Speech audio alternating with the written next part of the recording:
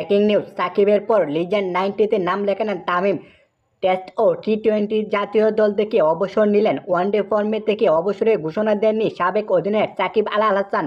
তবে তার জাতীয় দলে কেরিয়ার যে একই রকম শেষ তা বোঝা যাচ্ছে। অনেকের কষ্ট হয় না।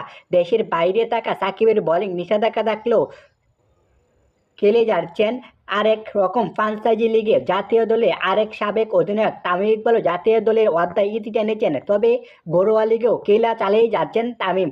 খেলছেন বিপিএলও। এবার সাকিবের সঙ্গে একই লিগে নাম লিখিয়েছেন তামিম ইকবালও। সাকিব ক্রিকেটার টুর্নামেন্টে লিজেন্ড 90-তে নাম লিখিয়েছেন তামিম ইকবাল।